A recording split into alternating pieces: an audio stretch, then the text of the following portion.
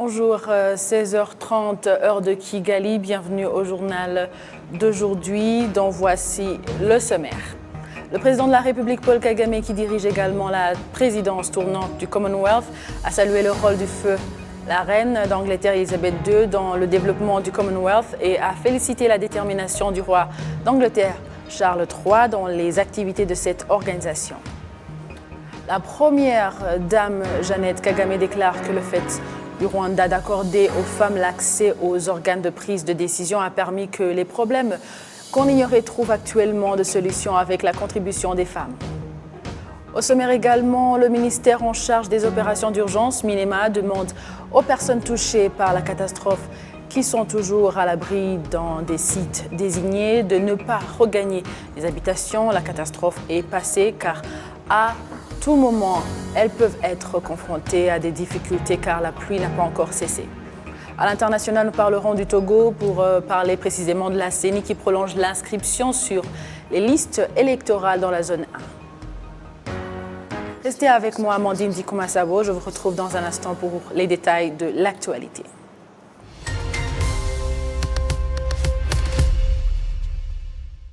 Bonjour et bienvenue à la grande édition de la télévision rwandaise. Le président de la République, Paul Kagame, qui dirige également la présidence tournante du Commonwealth, a salué le rôle du feu la reine d'Angleterre Elisabeth II dans le développement du Commonwealth et a félicité la détermination du roi d'Angleterre Charles III dans les activités de cette organisation. Indication faite lors du sommet des chefs d'État et de gouvernement des pays membres du Commonwealth qui se tient à Londres, en Grande-Bretagne.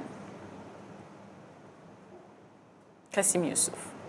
De la République, Paul Kagame, qui assure également la présidence tournante du Commonwealth, a adressé son souhait de bienvenue aux pays membres, à savoir le Gabon et le Togo.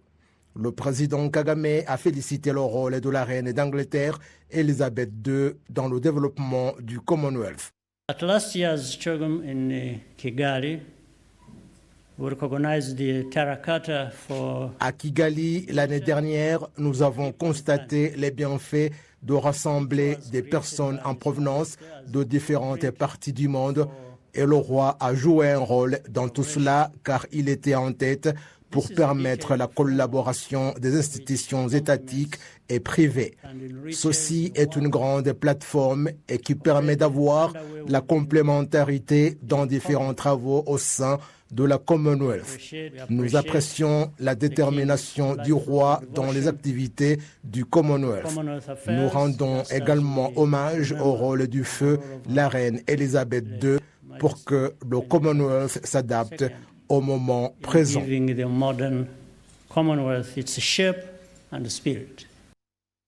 Le président de la République, Paul Kagame, a en outre rassuré quant au bon déroulement du sommet des chefs d'État et de gouvernement qui se tiendra l'année prochaine à Samoa.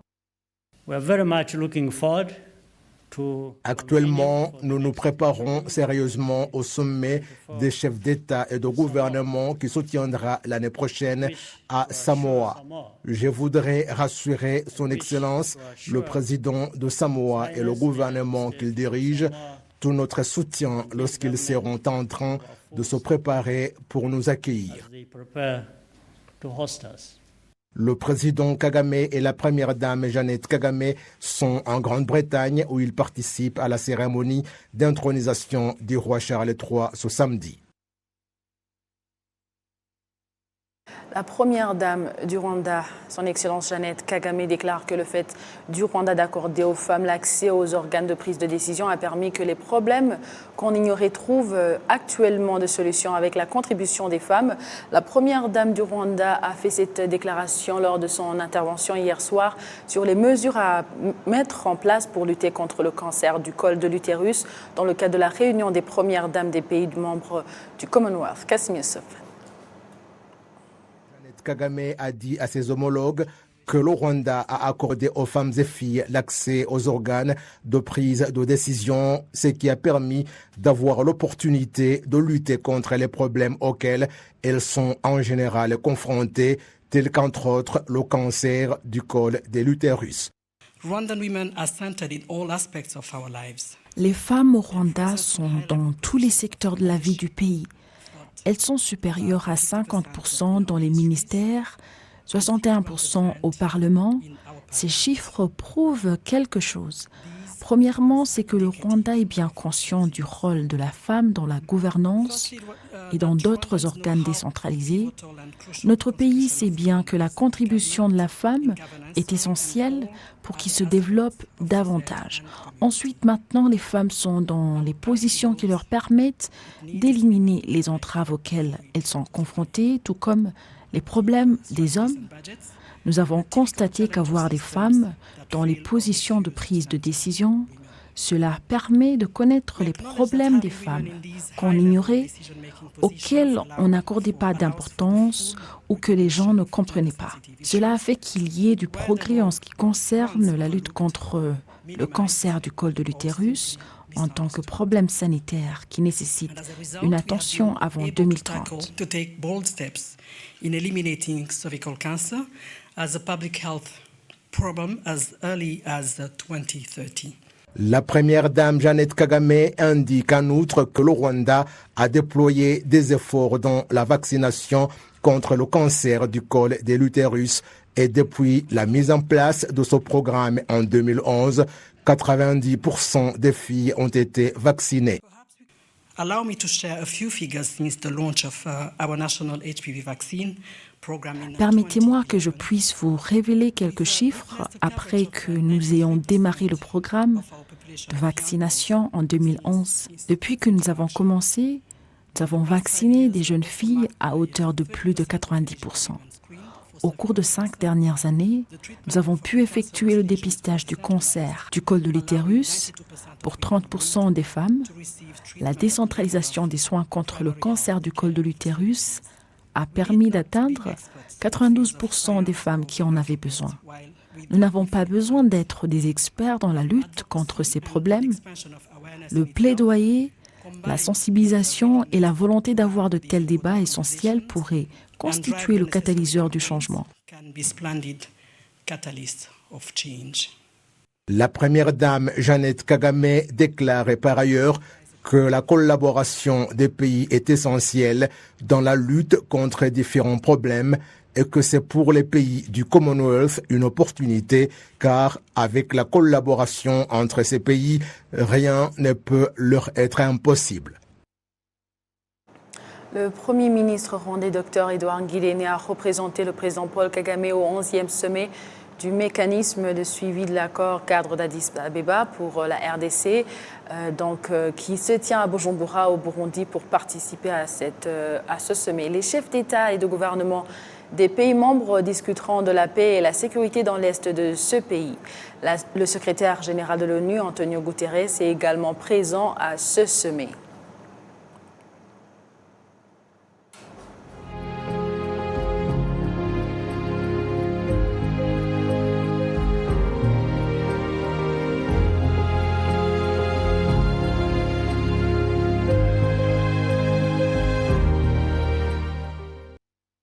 Les Rwandais de la diaspora du Mali ainsi que leurs amis maliens se sont retrouvés cette semaine pour rendre hommage aux victimes du génocide perpétré contre les Tutsis au Rwanda en 1994. Je vous propose un récit de mon confrère Patrick Nilidandi pour plus de détails. Outre la présence du ministre malien établi à l'extérieur et de l'intégration africaine, M. Almadou Ag Aïlen, représentant du gouvernement du Mali, le Centre international de conférence de Bamako a vu la présence de l'ambassadeur du Rwanda au Mali, Jean-Pierre Kabaranga, en résidence à Dakar, la présidente de la communauté rwandaise au Mali, Madame Alice Gassalabwe, ainsi que le Rwandais vivant au Mali, leurs amis et proches. Des poèmes ont été déclamés par de jeunes, filles et garçons, mais aussi un poème spécial intitulé « Essuie tes larmes et tiens-toi debout » de Jean-Marie Vianney Ruangwa, écrivain, poète et dramaturge rwandais. Dans ce monde des circonstances, le ministre des Maliens établis à l'extérieur et de l'intégration africaine est revenu sur le thème de cette année « Mémoire, unité, renouveau ». Le ministre Almadou Ag Aïlen a, au nom du peuple malien et du gouvernement, exprimé toute la compassion et la solidarité du Mali au peuple rwandais. Le ministre malien a condamné sans aucune réserve toute négation du génocide et a appelé les États à enquêter, puis à procéder à l'arrestation, la poursuite ou l'extradition des suspects de ces génocides et mettre fin à l'impunité des personnes accusées de génocide qui pourraient résider un peu partout dans le monde. Il a rappelé que le génocide des Tutsis ne concerne pas uniquement le Rwanda, mais l'humanité tout entière, et a saisi l'occasion pour rendre hommage aux héros, aux gens qui ont soit donné leur vie ou qui ont risqué leur vie pour porter secours et sauver les Tutsis qui étaient menacés d'une mort certaine. De son côté, l'ambassadeur du Rwanda au Mali avec résidence à Dakar au Sénégal, Jean-Pierre Karabaranga, a rappelé que cette 29e commémoration du génocide perpétré contre les Tutsis est une occasion pour rendre hommage aux victimes de ce génocide, de restaurer leur dignité ainsi que d'accomplir d'autres actions visant à faire face aux conséquences de ces génocides.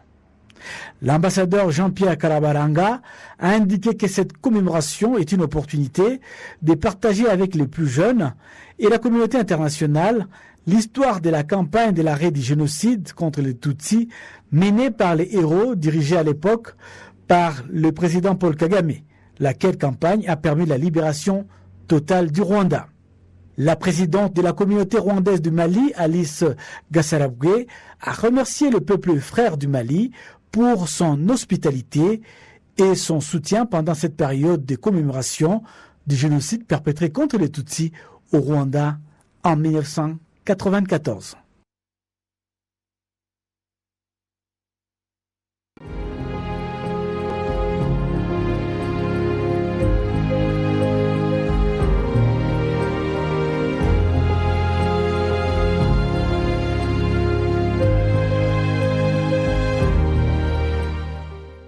Le ministère en charge des opérations d'urgence, Minema en sigle, demande aux personnes touchées par la catastrophe qui sont toujours à l'abri dans des sites désignés de ne pas regagner les habitations car à tout moment, elles peuvent être confrontées à des difficultés car la pluie n'a pas encore cessé. Au moins 130 milliards de francs rwandais sont nécessaires pour que les dommages soient durement réparés. Le point avec Assimi Youssouf. Après 3 jours que les provinces de l'ouest, du nord et une partie de la province du sud est connue d'horribles catastrophes qui ont fait environ 131 morts en 24 heures, la ministre en charge des opérations d'urgence, Kaïsire Marie Solange, souligne que la situation n'est pas encore redevenue comme avant du fait que les sinistrés sont toujours hébergés dans différents sites. Elle rappelle que même s'ils sont autorisés à reprendre leurs occupations, ils doivent faire attention à ne pas regagner les habitations qui ont échappé à la catastrophe.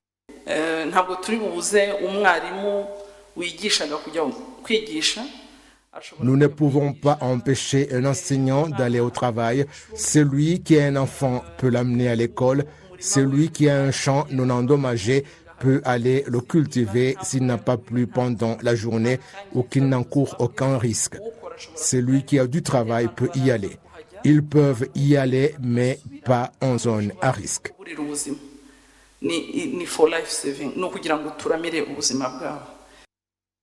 Outre les vies humaines perdues dans ces catastrophes, l'on compte 5000 maisons, 2000 hectares de culture et 4000 têtes de bétail qui ont été endommagées.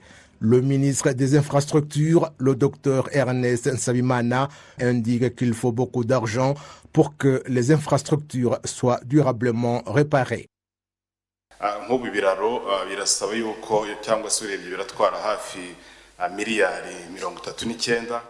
Seuls les ponts exigent au moins 39 milliards de francs rwandais pour qu'ils soient réparés comme nous le souhaitons afin qu'ils puissent faire face aux effets du changement climatique.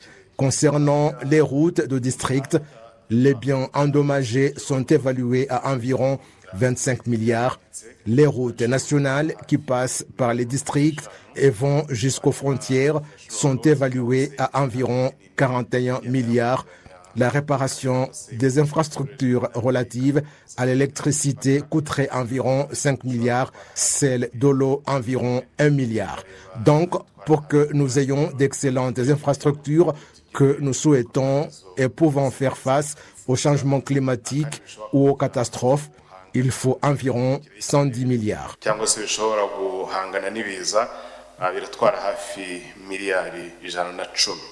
Les organes concernés sont en train de mener une inspection pour déterminer les activités que les sinistrés effectuaient, où les propriétaires des maisons seront relogés et que les locataires reçoivent une aide pour se relancer. Le ministre de l'administration locale, Moussa Biemana Jean-Claude, exhorte la population à bien utiliser les terres selon ce à quoi elles sont destinées pour qu'elles ne soient pas la raison d'être des catastrophes.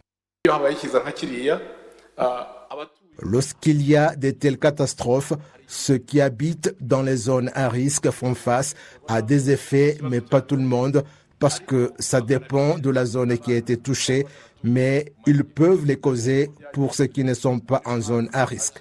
C'est ce qui s'est passé là-bas, car lorsque l'eau coule et qu'il n'y a pas de passage, il va se diriger vers une autre personne. C'est ce qui s'est passé, par exemple, à Rubavu.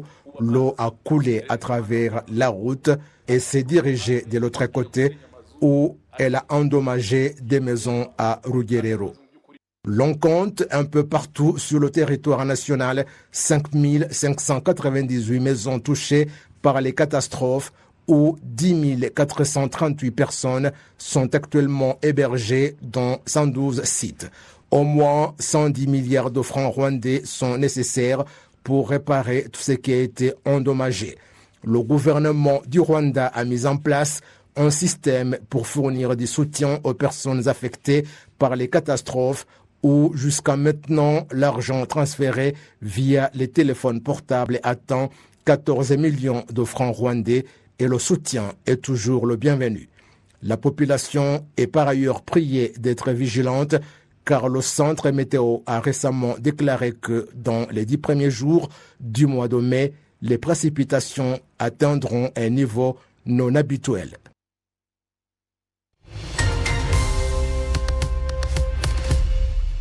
Merci à vous tous qui étiez au rendez-vous d'actualité d'aujourd'hui. Au nom de toute l'équipe qui a réalisé la grande édition, je vous souhaite de passer une excellente soirée. À la prochaine et d'ici là, portez-vous bien.